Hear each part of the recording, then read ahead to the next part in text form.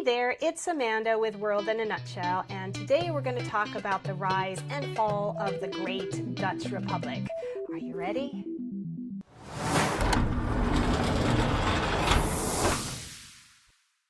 Let's begin with a brief explanation of the name Netherlands.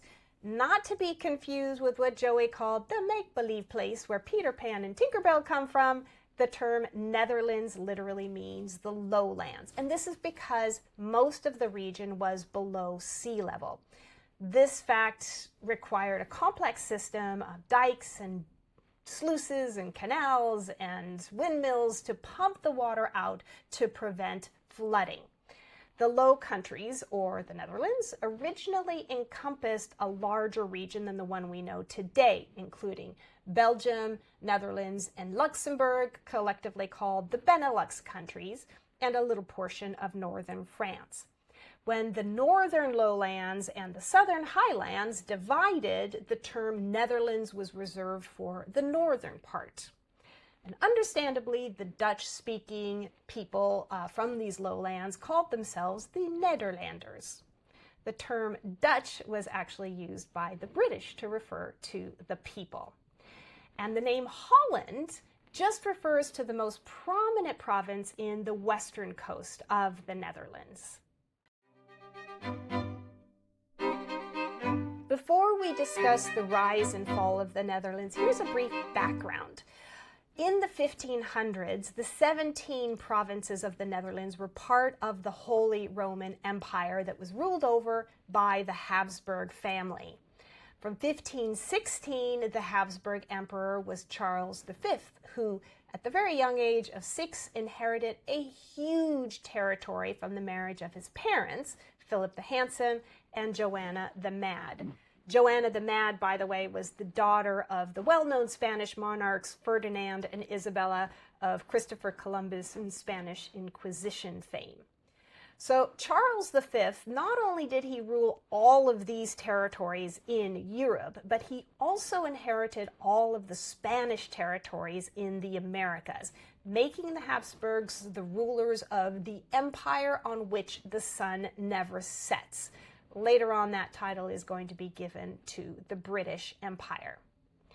And just before Charles died, he divided his territory between his brother, Ferdinand I, whose side became the Austrian Habsburg Empire, and his son, Philip II, a very devout Catholic who would rule the Spanish Habsburg Empire. Philip II, the new Lord of the 17 provinces in 1556, governed the Netherlands from Spain, where he grew up and where he felt more comfortable. After acquiring the Netherlands, though, he made some critical mistakes. He imposed strong central control and higher taxes, and ruthlessly forced Catholicism on the whole region. While the Dutch in the south practiced Catholicism, most of the people in the north of the Netherlands followed Calvinism, a very disciplined Protestant religion that encouraged opposition to what they considered illegal civil authority. The repression of Protestantism set off a violent reaction. Protestants vandalized hundreds of Catholic churches and abbeys. They destroyed Catholic art, they destroyed religious objects, and they ransacked the homes of Catholic priests. To regain control and punish the iconoclasts, Philip sent in Fernando Alvarez de Toledo y Pimentel, the third Duke of Alba, known in the Netherlands as the Duke of Alva. He went in with an army of 10,000 Spanish and Italian soldiers and initiated a very controversial Council of Troubles. He sentenced so many people to death that the Council of Troubles was later dubbed the Council of Blood. The Dutch would continue to revolt against the Spanish Habsburgs for the next 80 years, standing behind their hero, William the Silent. But in that time, they also enjoyed a golden age.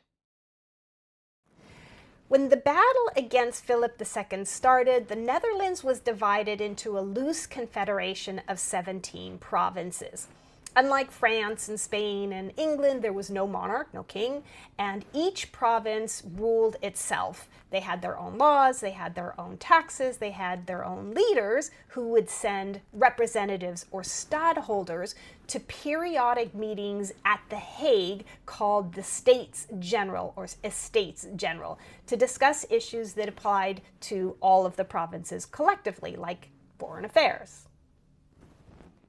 In 1579, however, there was a split in opinion over the imposition of Spanish rule. The mostly Roman Catholic provinces in the south supported the Habsburgs, pledging their allegiance to Philip II in the Treaty of Arras. The 7 provinces in the north, however, joined together in a mutual defense pact to resist the Spanish Habsburg king Philip II, signing the Union of Utrecht. They backed William the Taciturn, William the Silent, also known as William of Orange, the stadholder of Holland, Zeeland, and Utrecht, to lead the army. William had been a loyal Catholic supporter of Charles V, but he was appalled by Philip II's cruelty and had become himself a target of the Duke of Alba's Council of Troubles because he had converted to Calvinism. The States General, now representing only the North, formally declared their independence from the Spanish Habsburgs in the Act of Abjuration at The Hague in 1581. 7 years later, in 1588, the 7 northern provinces became the Dutch Republic and turned to Britain's fellow Protestant queen, Elizabeth I, for help against Spain. This was a smart call because the British defeated Spain's invincible armada a month later, freeing the Dutch from the wrath of their most formidable foe. Nevertheless, the Dutch remained at war with Spain until 1648, even as they enjoyed this period of economic, intellectual, and artistic prosperity, which brings us to the main subject of our story, the rise and fall of the Dutch Golden Age. There are a number of reasons why the Netherlands did so well in the 17th century, and we're going to list a few of those reasons in no particular order, starting with the Dutch innovations. As mentioned before, the Netherlands were situated below sea level, which necessitated creative solutions to prevent flooding, for instance, by building windmills to pump the water out. These ubiquitous windmills, though, were also used for other things as well, like grinding grain and making paper and turning logs into planks, which would be used to supply their lucrative shipbuilding industry. The Dutch used innovative designs to create their flutes using standardized parts that made them quick and easy and cheap to build. The flutes were built with very large holds that could carry a lot of trade goods, which allowed the Dutch to buy in bulk to get the lowest prices and undercut all other traders. They also required small crews to operate. The large fleets of flutes gave the Netherlands, which was right next to the sea, a huge advantage in shipping. By 1650, the Dutch merchant marine was the largest in Europe with more than 16,000 merchant ships, half the total in all of Europe. Innovative thinking was also applied to agriculture. Since the Netherlands didn't have a lot of arable land, farmers had to be creative through innovations like crop rotation, drainage, and better fertilization in order to cultivate cash crops, like the famous tulip bulbs that could go for thousands of dollars. In one sale, for instance, a single bulb was exchanged for 4 cows, 8 pigs, 12 sheep, 1,000 pounds of cheese, a bed, 400 liters of beer, and a few other things too. They also bred orange-colored carrots to honor the House of Orange. And yes, that's why carrots today are traditionally orange in color. Other profitable exports included dairy and beef products, while fishermen supplied the continent with herring and dried fish.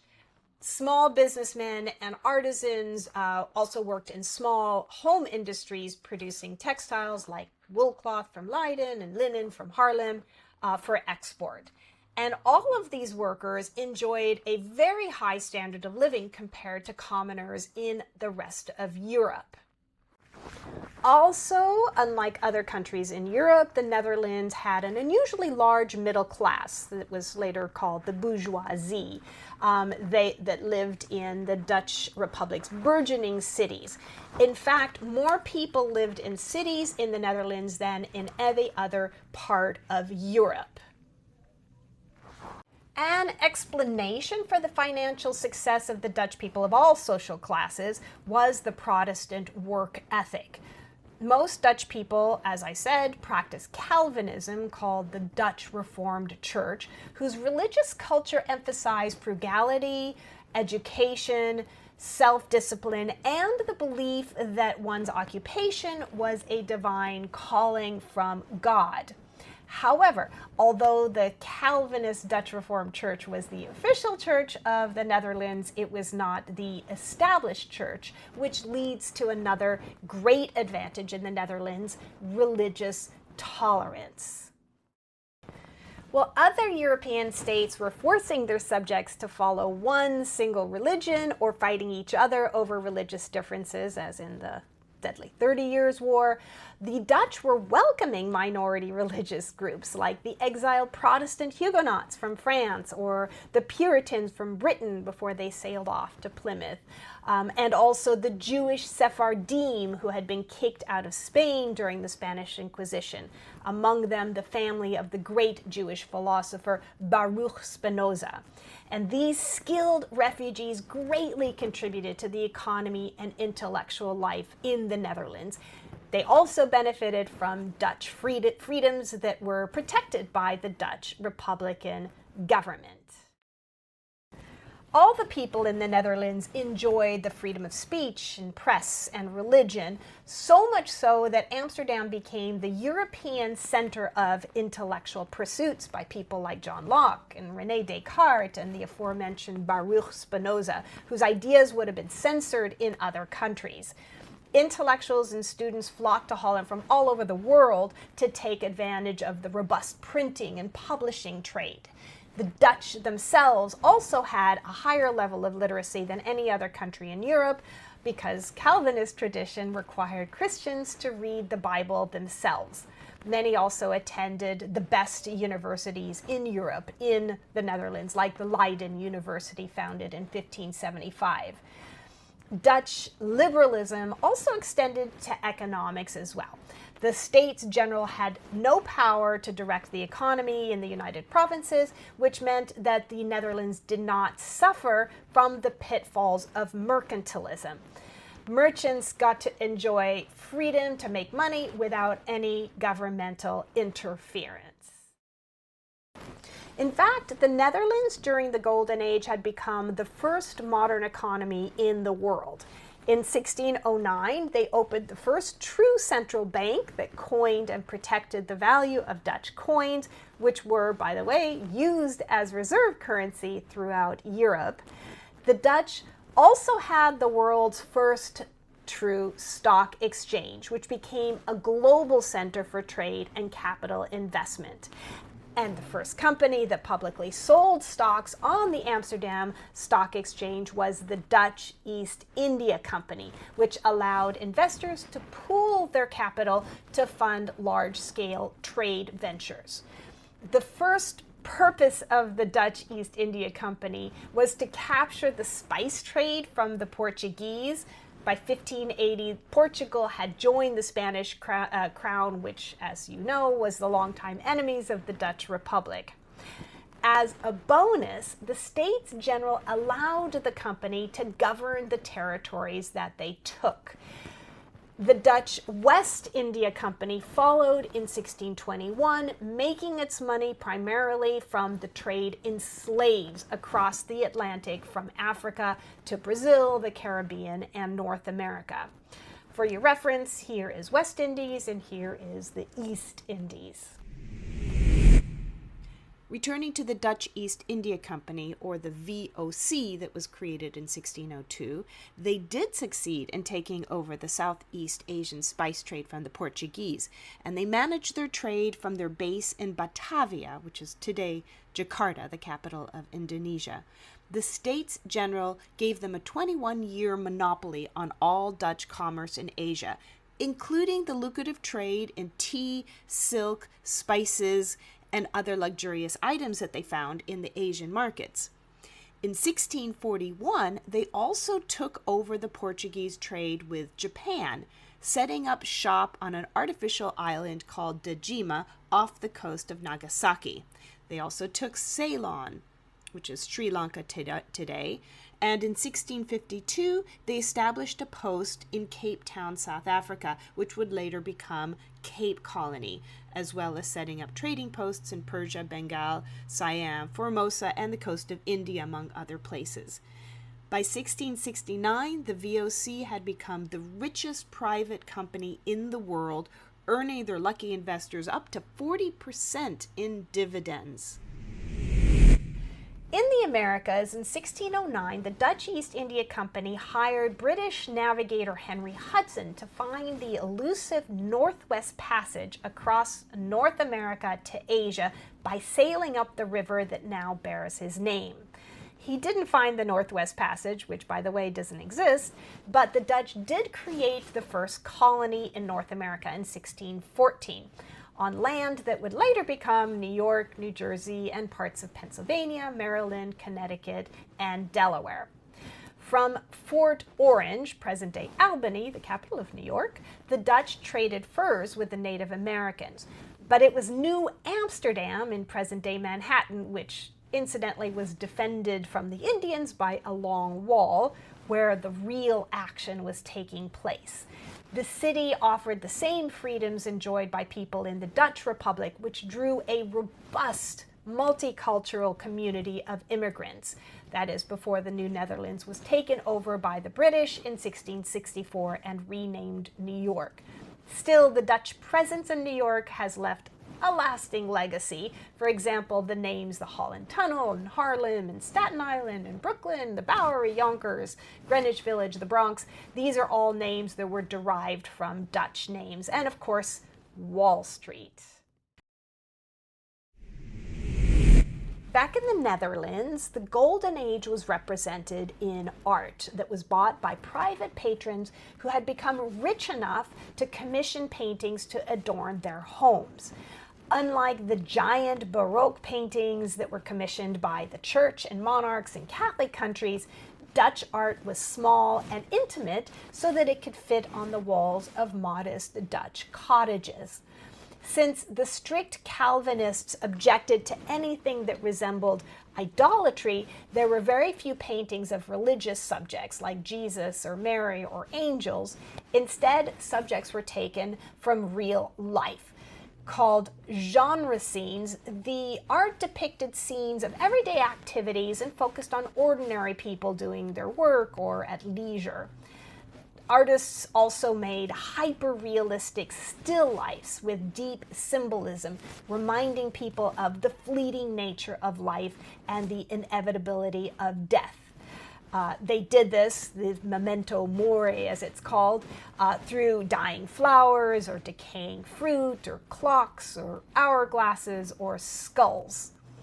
Most of the artists avoided portraying scenes of busy merchant life, which wasn't very popular, in favor of quiet landscapes that were much easier to sell.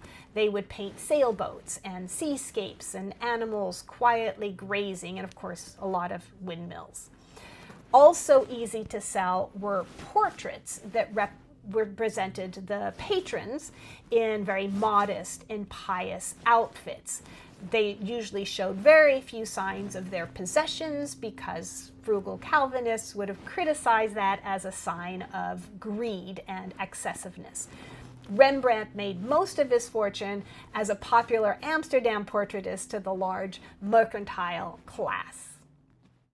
Artists could also make a good living doing group portraits. like the joint stock companies, the subjects would share the cost, and those who contributed more money would be front and center. Those who paid less would be hidden in the back. But alas, the Dutch Golden Age could not last forever. I've explained some of the reasons for the success of the Dutch Republic, and here are some reasons for the decline of the Netherlands. Beginning with the rise of rival countries, most notably England and France, who challenged the Dutch monopoly in trade. The Dutch maintained the same level of activity as they had throughout the Golden Age, but the British, through the British East India Company that was created in 1600, and the French, they expanded their fleets dramatically and provoked wars with the Netherlands to get the upper hand. The Dutch ended up fighting 4 wars with the British. The second war ending with the Treaty of Breda, which gave the British control of New Amsterdam, which they renamed New York. And in the third, the English had joined with England's former rival France to attack the Netherlands. The British fought at sea, while the French, under Louis XIV, invaded by land in 1672. This year, by the way, is called the Rampjaar, or the Year of Disaster, by the Dutch. To help keep the French forces at bay, the Dutch deliberately opened their dikes to flood the area around Amsterdam. The economic burden of the wars, which also included involvement in the War of Spanish Succession and the War of Austrian Succession, was compounded by high taxes and lower demand for Dutch goods, while the Dutch investors were spending their valuable capital on more lucrative ventures outside of the country. Failing finances in war also caused internal conflicts between merchants from the urbanized commercial provinces of Holland and Zeeland, who favored liberal policies, religious toleration, loose, decentralized rule by a prime minister called the Grand Pensionary, and peace at any cost so that they could continue trading, against the more conservative Orangists from rural areas who wanted strong centralized rule under the House of Orange, particularly William II and his son William III, especially since the oligarchs who were in power had become increasingly corrupt. These Orangists wanted stricter Calvinism, and they were also in favor of war. Having lost their monopoly on trade and burdened by the cost of wars, a weakened military, political crises, the Dutch Republic by the early 1700s was shattered.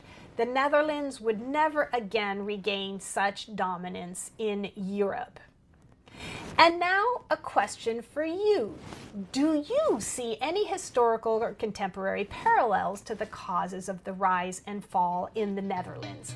Comment below and have a fantastic day.